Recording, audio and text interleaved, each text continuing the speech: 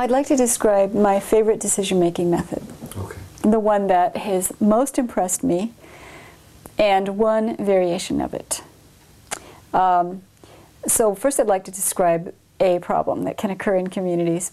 Let's say the group feels devoted to consensus decision-making as its decision-making method. And the people in the community believe we all have equal voice in our decisions. We can all make a proposal, or perhaps through a committee, make a proposal, discuss the proposal, modify the proposal with our discussion. We all, when it comes to the decision-making time, we have the right to support it, to stand aside from it, or to block it. And let's say that the community is not all on the same page with their mission and purpose. Some people want to do X with community time, money, and energy. Other people want to do Y, or maybe they have a mission and purpose that's so vague. And so, what do we mean by that? That people interpret it different ways. Maybe it has the word sustainability in it, and some people say this means that, but never that. And these other people say, no, it means this. And so here we are, duking it out in our meetings because we don't agree on something so basic. So there's a proposal to do X, and these people say, no, it violates our mission and purpose. And other people say, no, it fulfills our mission and purpose. And so here we have this conflict. Now let's say that the majority of people in this community want to do X, but some people are interpreting the mission and purpose in a particular way, which seems reasonable and right to them, and out of loyalty to the earth and out of personal courage, they want to stop the community from making a big mistake, so they block it.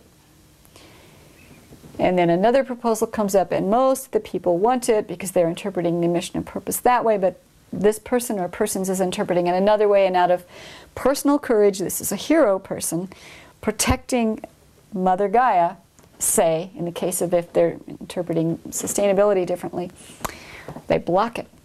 Well, after a while, then this person will make a proposal which seems out of line to other people, and then they'll block it. So what we get is a Mexican standoff, all due respect to the country of Mexico, which is that we can't go anywhere.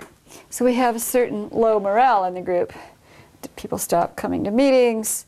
People start feeling kind of wretched about the community because we never can move forward on anything, because somebody's always going to stop something. So we're really not moving forward, and we're starting to feel like a bunch of sludge because we can't exactly flow. Horrible situation, which is so demoralizing in a community. So I went and visited In Street Co-Housing in Davis, California, who has a decision-making method that made me sort of fall off my chair and go, oh, I worship you. Decision-making method. And here's their method. They use consensus. Introduce proposals, discuss proposals. If somebody, they might, discuss it for several meetings until they get the proposal refined and recrafted to a point where most people can support it. But let's say that somebody, or some 2 or 3, block the proposal. Their method is to say, okay, you folks who have blocked the proposal, and everybody knows this in advance, so they don't tell them this then, it's just part of their process, needs to meet with, in small groups, with a few of the proponents of the proposal. Not the same proponents each meeting, but different ones, for up to 6 meetings within a 3-month time period, which could be a meeting every 2 weeks. They don't have to have that many meetings, they just get that many if they needed it.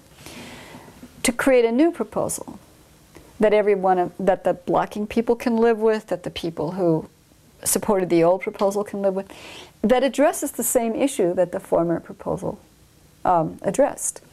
So the blocking person has ample time and opportunities, both formally in these meetings and informally over breakfast, over lunch, in the garden, to convince other people this was a bad idea, but here's another idea that might work better. It's very respectful of the people blocking, because people are persons, because it gives them an opportunity to convince, to persuade, to marshal their evidence, to show data, to be convincing. It also, does not marginalize them. They're invited, required to be part of the solution. If after 6 meetings or 3 months, whichever comes first, they don't come up with a solution, The old proposal comes back to their meeting and they decide on it with a 75% supermajority vote, which is very respectful to the people who supported the proposal. All is not lost. They can just wait. They'll either get a new proposal that's probably better than the last one, or they'll get a chance to get the thing they want, unless more than 26% of whoever is at that meeting didn't want it, you know. Now, in-street cohousing has been doing this process for 20 years. How many times do you suppose they've ever had to do this? Twice. How many meetings have they ever gone through in this series before they came up with a new proposal that they then brought to the next meeting that they passed? Twice. So 2 times they've done it with 2 meetings each. That's 4 small group meetings in 20 years. So when I tell this to people, I go, oh, 6 meetings, that's too much. Oh, will it ever get to 6 meetings? I don't think so. Now, why does this work? Because it exists, even if you never employ it. Somebody who's about to say, I block, that won't work for me, which is personal blocking, which you're not supposed to do anyway. That person's going to think twice before they are going to commit themselves to all these meetings or this potential for meetings. In other words, person who doesn't want this proposal when most of us do, please take responsibility for co-creating a new one that's better. So then I heard about Manzanita cohousing in Arizona. And what they do is you cannot block unless you very specifically tie your block to the mission and purpose of the community and why the proposal violates it. But if you do manage to convince and you have blocked it, then you need to meet with the proponents of the proposal for up to 3 times. It's similar but shorter. Up to 3 times come up with a new proposal where they go to a voting fallback of a supermajority, like 75%. And the reason I really like these methods is because they are a deterrent to personal blocking and to frivolous blocking and to too frequent blocking. They're a deterrent to the kind of low morale the group can get if they keep getting stopped. Why I like these 2 methods is because they're respectful to the person or persons blocking.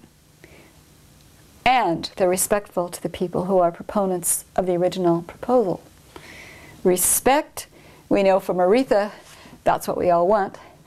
And what we want really is communities who can have the joy of moving forward towards their goals. So that's why I love that method.